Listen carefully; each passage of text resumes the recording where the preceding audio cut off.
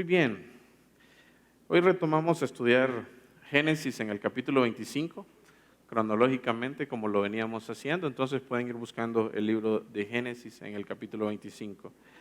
Y quiero recordar un poco de lo que el pastor David habló hace algunas 2 semanas atrás, y él nos estaba diciendo que es muy importante hacer la voluntad de Dios, que es muy importante que nosotros busquemos estar sujetos a la palabra de Dios, a la dirección que Dios nos está dando.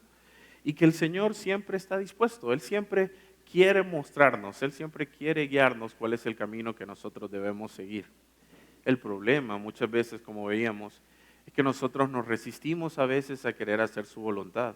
Aunque su voluntad es clara, a veces nosotros no queremos hacer lo que el Señor quiere mostrarnos. ¿Y qué sucede? ¿Qué sucede cuando entendemos la voluntad de Dios, cuando somos conscientes de lo que Dios quiere para nuestras vidas, pero no queremos hacerla? Pues resulta que lo que sucede es que nosotros estamos despreciando la gracia del Señor. Nosotros le estamos diciendo no a Dios. Lo que sucede es que estamos rechazando su palabra.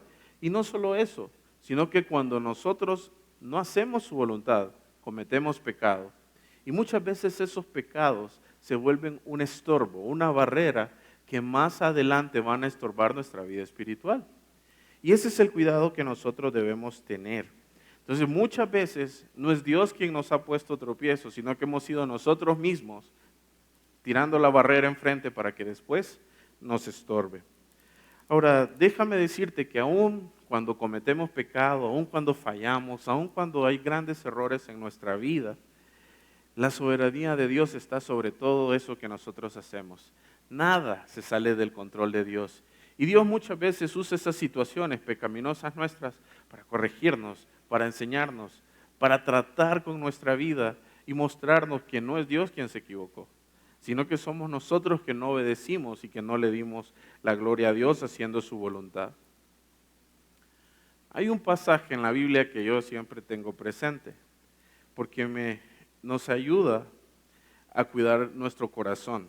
Ese pasaje es la experiencia que tuvo el rey David con Betsabé cuando él cometió adulterio. David era consciente de lo que él estaba haciendo. Él sabía que estaba haciendo algo que a Dios no le agradaba, pero no le importó. Él siguió adelante y cometió adulterio. Ahora, no es ese punto el que yo tengo presente exactamente. Yo tengo presente lo que el Señor le dijo después, por medio del profeta Natán. El Señor le dijo: por cuanto tuviste en poco la palabra del Señor, por cuanto desechaste, por cuanto despreciaste la palabra del Señor, la espada nunca se apartará de tu casa. Y eso a mí me da miedo, porque por lo que David hizo, la espada nunca se apartó de la casa del rey David. Ahora, yo quiero que entendamos que desobedecer la palabra es desechar la instrucción de Dios. Desobedecer la palabra va a traer consecuencias duras a nuestra vida.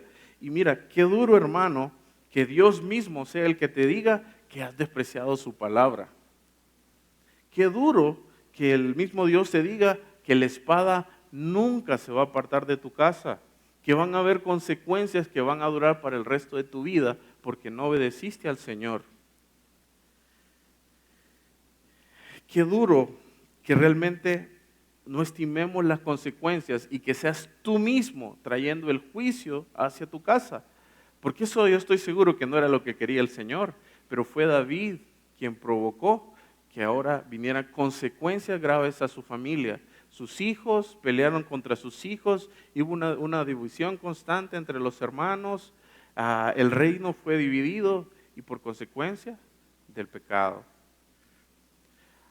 Y es que no hacer la voluntad de Dios, hermanos, es muy serio. No escuchar la palabra del Señor y dejarse llevar por nuestros propios deseos, placeres momentáneos, es grave, es grave. Debemos aprender a tener dominio propio y a ser guiados por el poder del Espíritu Santo. Miren, David, el rey David, él fue perdonado. Dios lo perdonó, Dios le permitió seguir como rey, pero las consecuencias siguieron. Su familia se vio gravemente afectada, el reino de Dios se vio gravemente afectado. Él sufrió porque sus hijos terminaron muy mal.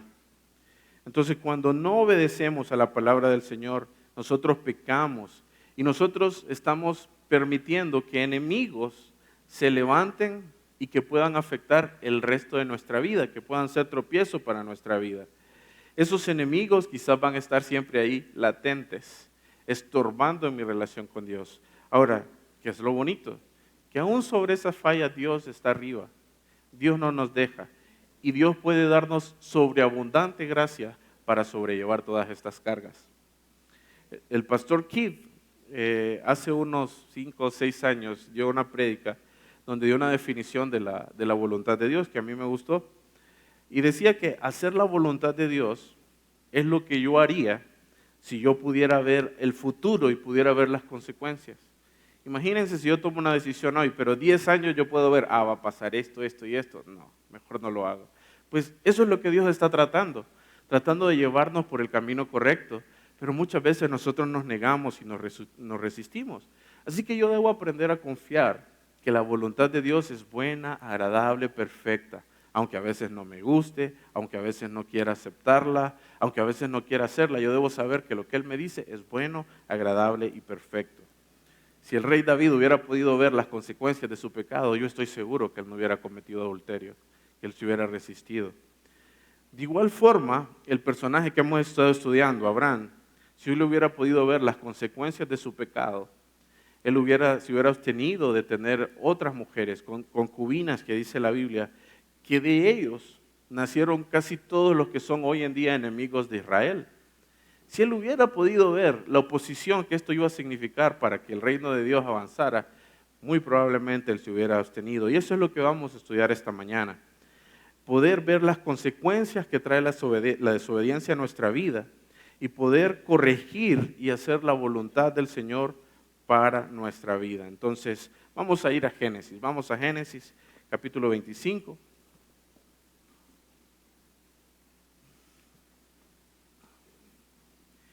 Y vamos a empezar leyendo los versículos del 1 al 18. Dice, Abraham tomó otra mujer, cuyo nombre era Setura, la cual le dio a luz a Simram, Joxán, Medán, Madián, Isbac y Suá. Y Joxán engendró a Seba y a Dedán. E hijos de Dedán fueron Asurim, Letusim y Leunim. E hijos de Madián, Efa, Efer, Anoc, Abida y Elda, y todos estos fueron hijos de Setura. Y Abraham dio todo cuanto tenía a Isaac, pero a los hijos de sus concubinas dio Abraham dones y los envió lejos de Isaac, su hijo, mientras él vivía hacia el oriente, a la tierra oriental. Y estos fueron los días que vivió Abraham, 175 años, y exhaló el espíritu y murió Abraham en buena vejez, anciano y lleno de años, y fue unido a su pueblo, y lo sepultaron Isaac e Ismael, sus hijos, en la cueva de Macpela, en la heredad de Efrón, hijo de Zoar Eteo, que está frente a Mamre. Heredad que compró Abraham de los hijos de Et. Allí fue sepultado Abraham y Sara su mujer, y sucedió después de muerto Abraham, que Dios bendijo a Isaac su hijo, y habitó Isaac junto al pozo del viviente que me ve. Estos son los descendientes de Ismael, hijos de Abraham, a quien les dio lugar Agar, egipcia, sierva de Sara. Estos pues son los nombres de los hijos de Ismael, nombrados en orden de su nacimiento.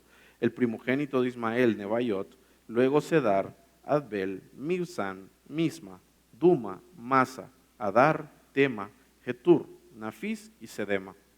Estos son los hijos de Ismael, y estos sus nombres por vía y por sus campamentos, 12 príncipes por sus familias. Y estos fueron los años de la vida de Ismael, 137 años, y exhaló el espíritu Ismael y murió y fue unido a su pueblo. Y habitaron desde Ávila hasta Shur, que está enfrente de Egipto, viniendo a Siria, y murió en presencia de todos sus hermanos. ¿Y qué sucede, hermanos? Que cuando nosotros no hacemos la voluntad de Dios, permitimos que enemigos espirituales se levanten contra todos nosotros y sea un obstáculo en nuestro caminar con Dios. Pero también vemos que nuestras relaciones personales, familiares, se ven muy dañadas, muy afectadas por causa del pecado. Y cuando nosotros echamos un vistazo al capítulo 25, realmente miramos que estaba dividido como en tres partes. Y vemos que la primera parte habla de los descendientes de Abraham por medio de Cetura. Y de esta mujer vinieron lo que se llaman los madianitas, que más adelante se constituirían enemigos de Israel. Después vemos los descendientes de Abraham por medio de Agar, de donde viene Ismael, que también salieron enemigos. Y por último vemos el descendiente de Abraham por medio de Sara, que es Isaac, que es por medio de quien vendría la promesa y por medio de quien vendría la bendición y el linaje y la nación de Israel. Entonces, ¿qué podemos ver? Hemos venido observando que constantemente, cada vez que ellos cometían pecado, se levantaba una nación que venía en contra del plan de Israel. Y eso es lo que sucede también con nosotros muchas veces. Cuando cometemos pecado, levantamos barreras que vienen a estorbar en nuestra relación con Dios. Pero también para comprender un poco mejor lo que está sucediendo, es necesario ver Génesis 25, 22 y 23. Leámoslo. Dice Génesis 25, versículos 22 y 23. Y los hijos luchaban dentro de ella y dijo, si es así, ¿para qué vivo yo? Y fue a consultar a Jehová y le respondió Jehová, 2 naciones hay en tu seno y 2 pueblos serán divididos desde tus entrañas. El un pueblo será más fuerte que el otro pueblo y el mayor servirá al menor. Entonces, ¿qué es lo que podemos ver? Las naciones que se iban a levantar, enemistad de forma constante, una lucha de forma constante en oposición al plan y al desarrollo de Dios. Ahora, vemos que por otro lado, uno de los pueblos son los enemigos, pero el otro pueblo es la nación de Israel, el pueblo de Dios. Y eso es lo que hace el pecado en nosotros. Cuando nosotros no hacemos la voluntad de Dios, vienen esas áreas que empiezan a ser una estorba en nuestra vida, que constantemente están incidiendo y que nosotros nos damos cuenta, esto fue por causa de mi pecado. Dios nos enseña, porque no es que Dios quiere que lo ignoremos, Dios nos enseña a saber que esas cosas llegaron por causa de nuestro pecado. Entonces, ¿qué podemos seguir viendo? Cómo estos enemigos se fueron multiplicando y fueron creciendo. Y si vamos a Jueces, capítulo 6,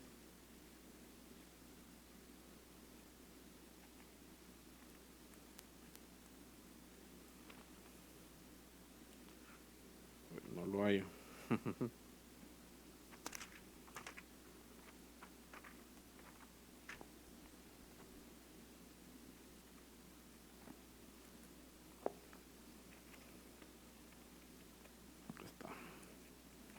Jueces capítulo 6, versículos del 1 al 3 dice, los hijos de Israel hicieron lo malo ante los ojos de Jehová.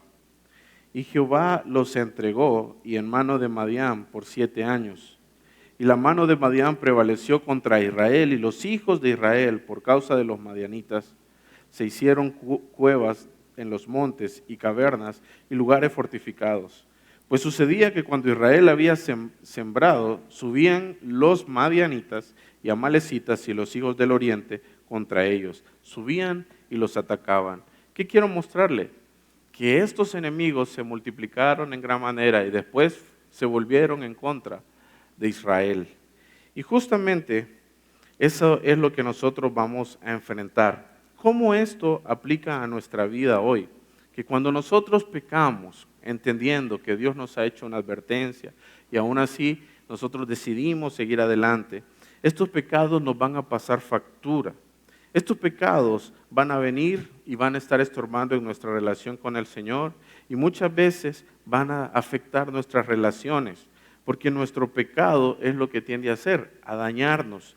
Y Abraham era consciente de esto. En los versículo 6 que habíamos leído, nos dice, pero a los hijos de sus concubinas dio Abraham dones y los envió lejos de Isaac, su hijo, mientras él vivía hacia el oriente, a la tierra oriental.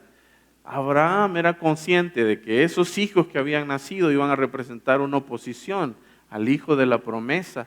Y por eso mientras él siguió viviendo, ¿qué hizo? Los alejó. Dice que les dio dones, les dio regalos para mantenerlos contentos, pero también para mantenerlos alejados del que era el primogénito, el que era el heredero de la promesa. Ahora, ¿qué clase de ejemplos o qué clase de pecados estoy hablando yo en esta mañana?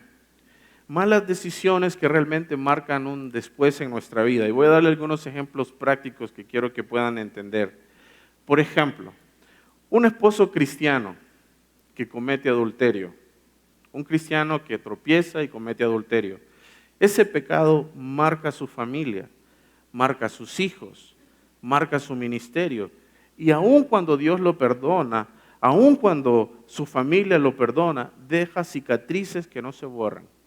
Afecta a su familia de ahí en adelante.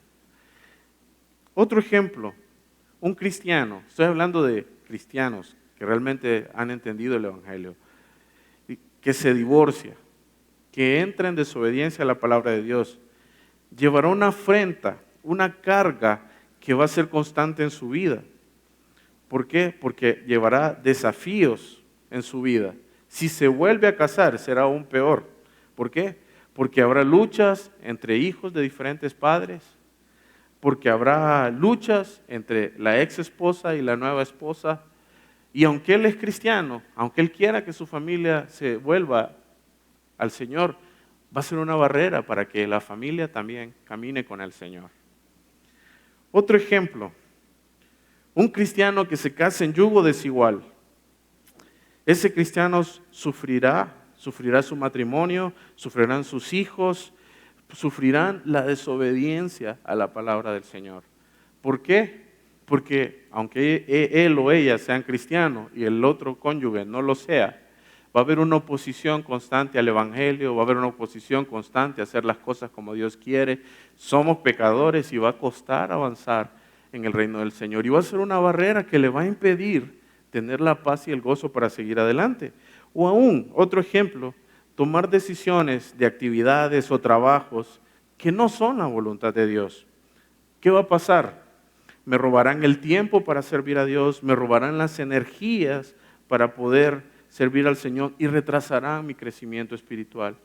Así que es bien importante que nosotros estemos claros en buscar hacer siempre la voluntad de Dios. Ahora, cuando escuchamos todas estas malas noticias, suena duro y nos ponemos tristes. Pero ¿saben qué es lo bonito y qué es lo maravilloso de Dios? Que Dios nos puede dar gracia que sobrepase todas esas luchas. Y ahí es donde nosotros debemos a buscar al Señor y rendirnos a Él.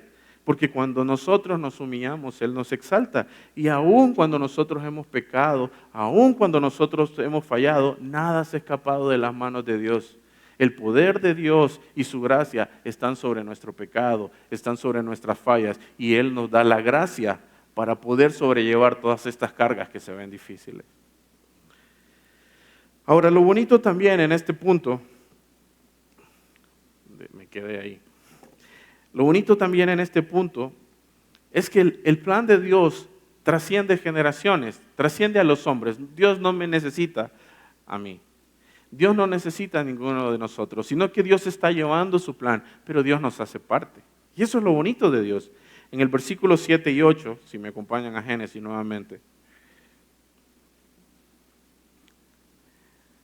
dice, y estos fueron los días que vivió Abraham, 175 años, y exhaló el espíritu, y murió Abraham en buena vejez, anciano y lleno de años, y fue unido a su pueblo. ¿Y qué quiero mostrar? Bueno, que Abraham estaba llegando al ocaso. Este hombre que conocemos como el padre de la fe, que vemos que había cometido muchos errores. Y yo quiero resaltar, lo importante no era Abraham, lo importante era la fe que Dios le había dado y la fe que le había transmitido ahora a la nueva generación.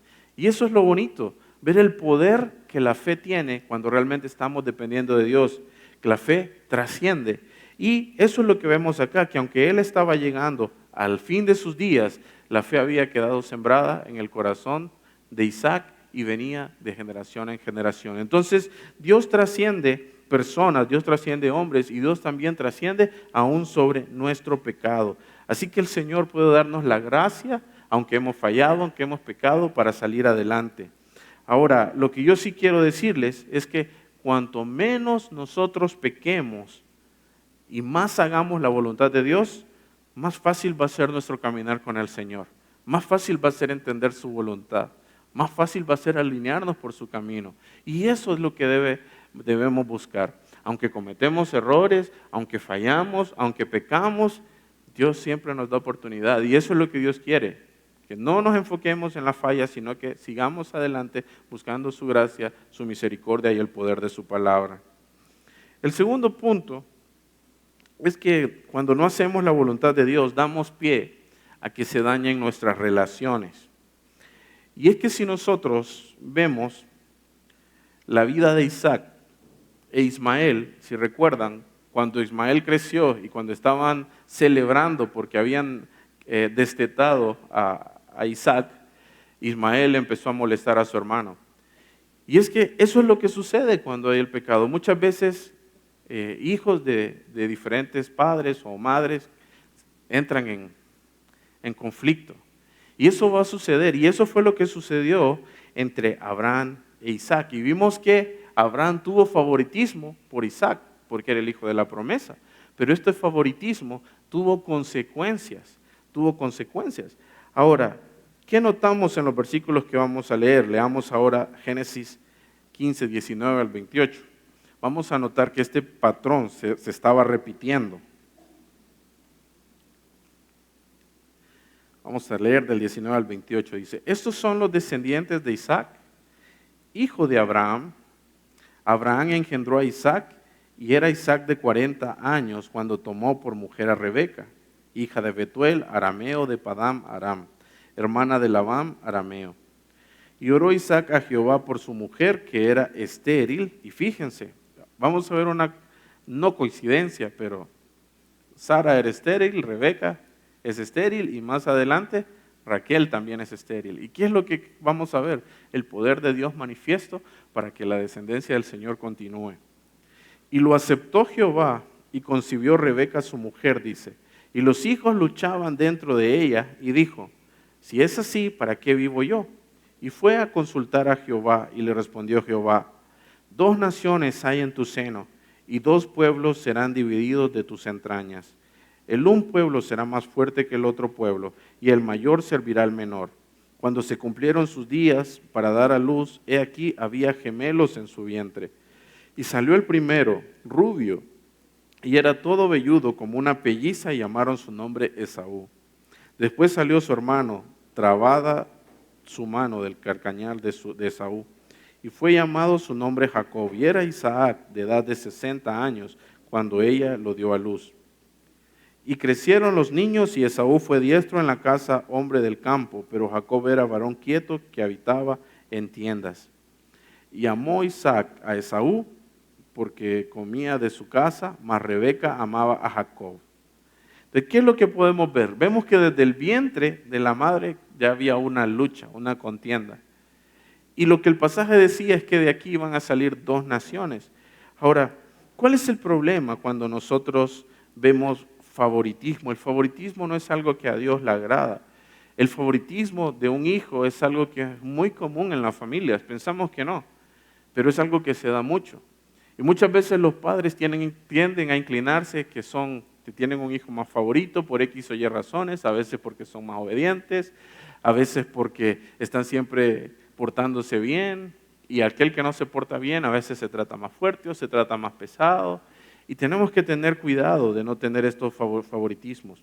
Los favoritismos dañan. Los favoritismos hacen que los hijos crezcan con resentimiento, con amargura, con deseo después de rebelarse contra los padres. ¿Y quienes muchas veces hemos sembrado ese impulso? A veces los padres, porque hacemos una diferencia entre los hijos. Pero también a veces nosotros podemos hacer diferencias aquí en la iglesia. Podemos hacer favoritismos por personas, por su apariencia, porque a veces piensan igual que nosotros, o simplemente por afinidad. Y nosotros tenemos que tener cuidado dentro de la iglesia porque somos llamados a amar a los hermanos. No importa cuáles sean sus virtudes, no importa cuáles sean sus defectos, somos llamados a amarlos. Y tenemos que tener cuidado porque cuando no amamos y hacemos diferencia, podemos estar siendo tropiezo para los hermanos de la iglesia. Y cuando nosotros amamos a estos hermanos de una forma especial, podemos ayudarlos a crecer grandemente. Ahora, los hijos muchas veces se portan mal, muchas veces son rebeldes porque están llamando la atención de los padres, porque los padres no están invirtiendo el tiempo. Y a veces venimos y los castigamos y todo, pero lo que ellos están queriendo es tiempo. Sean niñitos o sean grandes, los hijos quieren tiempo. Entonces eso es lo que tenemos que tener cuidado, que no sea más bien la desobediencia un resultado de lo que nosotros hemos sembrado, de lo que nosotros hemos hecho, y tenemos que tener cuidado. Entonces, ¿qué podemos ver en este punto? Que el pecado siempre afecta a la familia, siempre divide la familia. ¿Por qué? Porque eso es lo que vimos en la familia del rey David. Un hermano se volvió contra sus hermanos, uno mató a otro de sus hermanos, fue algo muy duro. Y es lo mismo que vemos en la familia de Isaac, división, problemas, conflictos. Entonces tenemos que tener cuidado con nuestro pecado, porque nuestro pecado daña a aquellas personas a quienes más amamos. Ok, el tercer punto lo vemos en los últimos versículos que vamos a ver esta mañana, que no hacer la voluntad de Dios da pie a rechazar la gracia del Señor. Cuando no hacemos lo que Dios nos está pidiendo, estamos rechazando la instrucción, la dirección que Él nos está dando. Vamos a leer los versículos del 29 al final. Dice, y guisó Jacob un potaje, y volviendo Esaú del campo, cansado, dijo a Jacob, te ruego que me des de comer de ese guiso rojo, pues estoy muy cansado. Por tanto fue llamado su nombre Edom. Y Jacob respondió, véndeme en este día tu primogenitura. Entonces dijo Esaú, he aquí yo me voy a morir, ¿para qué pues me servirá la primogenitura? Y dijo Jacob, júramelo en este día. Y él le juró y vendió a Jacob su primogenitura. Entonces Jacob dio a Esaú pan y del guisado de las lentejas, y él comió y bebió, y se levantó y se fue. Así menospreció Esaú la primogenitura. ¿Qué estaba sucediendo? Esaú no estaba valorando lo que se le había dado. Él despreció, lo tomó a la ligera. Entonces, yo quiero animarte, hermano, no te dejes seducir por los deleites temporales de este mundo. El mundo nos ofrece muchas cosas que parecen atractivas, muchas cosas que parecen agradables, pero que muchas veces nos alejan de Dios y nos llegan a despreciar a Dios. Pon tus ojos en aquellas cosas que son verdaderas, que realmente son espirituales. A veces nos afanamos con las cosas de esta vida. Que los deleites temporales no sean algo que te hagan tropezar. Fíjense, los frijoles rojos parecían sabrosos, pero dice que después él lloró por eso, por esa comida. Ahora, valoremos los privilegios que Dios nos ha dado. Dios nos ha dado un gran privilegio de conocerlo, de tener una relación con Él, de amarlo, de seguirlo, de obedecerlo. Ahora, Esaú puso sus ojos en lo terrenal, despreciando al Señor. ¿Qué era la primogenitura? Pues era el derecho del primer hijo, varón, de heredar 2 partes de la herencia de su padre. Entonces, por ejemplo, si solo eran 2 hijos, ese hijo heredaba el 60%, el otro 30%. Si eran 5 hijos, él recibía las 2 porciones, los otros solo recibían una, se dividían en 6, recibían una cada uno, menos el hijo mayor. Pero no solo eso, sino que el primogénito recibía el liderazgo de llevar su hogar, el privilegio de ser el que guiara la casa y el que recibía las bendiciones y se convertía en el guía espiritual de su familia. ¿Y qué hizo Esaú? Por un momento de satisfacción, por un momento de placer, por un momento de falta de dominio propio, él despreció la bendición de Dios. Él despreció todo lo que Dios le había dado. Despreció su herencia espiritual. Fíjense, ¿de quién venía la promesa? ¿De quién venía la simiente? De Isaac. ¿A quién estaba despreciando? Que por medio de él siguiera el linaje de Cristo. O sea, no fue cualquier cosa lo que él despreció. Y muchas veces, por causa de nuestro pecado, nosotros caemos en eso. Ahora, ¿dónde está tu mirada, hermano? ¿Estás poniendo tu mirada en las cosas de este mundo, en las cosas que son perecederas, que te desvían de los propósitos de Dios? ¿O estás poniendo tu mirada en lo verdadero, en lo eterno? Y es que, hermano, lo que vemos en Esaú es una persona que presentaba falta de dominio propio.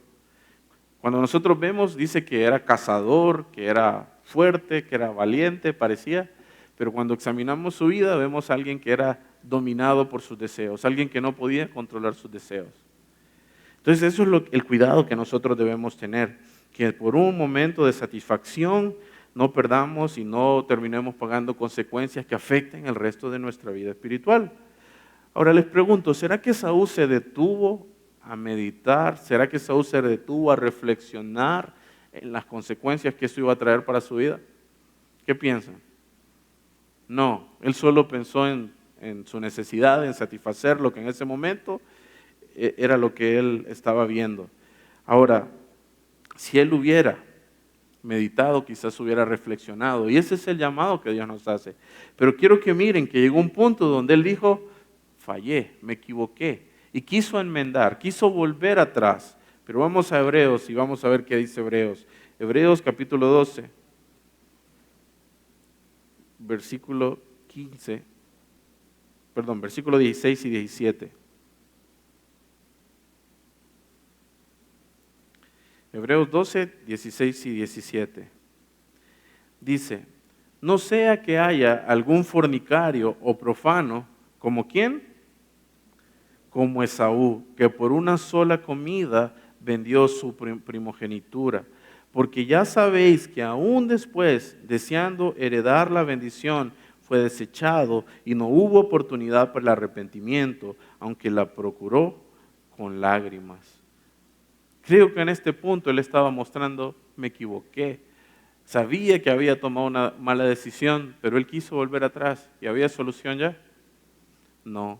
Entonces por eso debemos depender del Señor, orar cuando vamos a tomar decisiones. Y si sabemos que la palabra nos dice algo, aunque nosotros no lo creamos, hagamos lo que dice la palabra, no lo que nosotros pensemos, porque va a traer consecuencias graves a nuestra vida. Y eso es lo que Dios quiere guardarnos cuando nos dice, hagan mi voluntad. Dios quiere guardarnos de que suframos, de que levantemos estorbo en nuestra vida, de que dañemos a nuestra familia, pero muchas veces insistimos. ¿Okay? Ahora, ¿de qué forma nosotros despreciamos la palabra de Dios? Cuando nosotros anteponemos nuestros deseos, cuando nosotros anteponemos nuestra voluntad y nuestra propia satisfacción antes que lo que la palabra de Dios dice. Eso fue lo que hizo Esaú. Entonces tenemos que tener cuidado en no despreciar la palabra del Señor. Ahora, ¿dónde debe estar tu mirada como hijo de Dios? ¿Dónde debes apuntar y qué debemos hacer y a qué debemos estar dispuestos? Vamos ahora a Hebreos nuevamente. Hebreos 11, 24 y 26.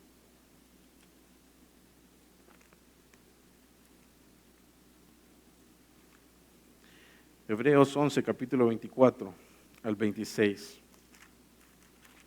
Dice así. Por la fe Moisés, hecho ya grande, rehusó llamarse hijo de la hija de Faraón, escogiendo antes ser maltratado con el pueblo de Dios, que gozar de los deleites temporales del pecado. Tenía por mayores riquezas el vituperio de Cristo que los tesoros de los egipcios, porque tenía puesta la mirada en el galardón. ¿Qué decidió él? ¿De qué decidió despojarse?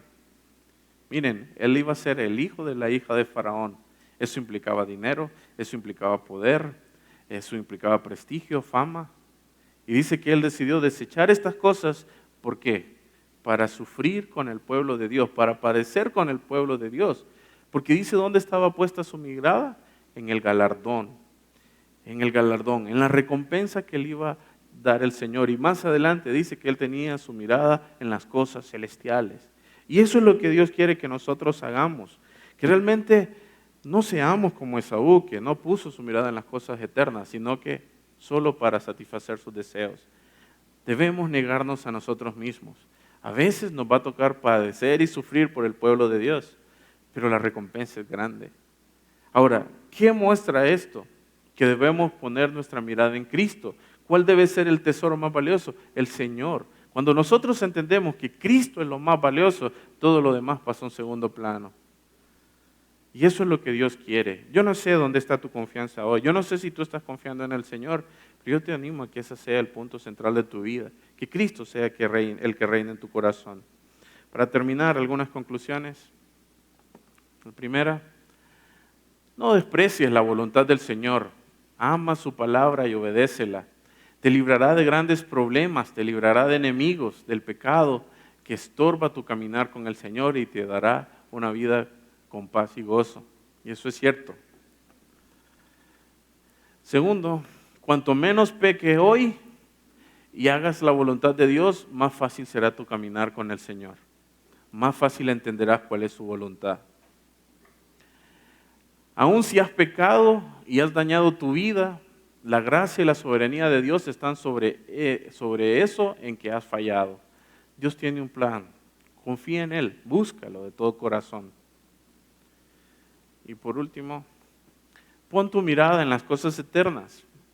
No sacrifiques la gracia de Dios por un momento de satisfacción o por un momento de placer que el pecado te da y que además te traerá mucho dolor a tu vida. Vive para Cristo, padece por amor a Cristo, niégate a ti mismo y mantén tu mirada en el galardón que recibirás cuando el Señor venga. Vamos a orar.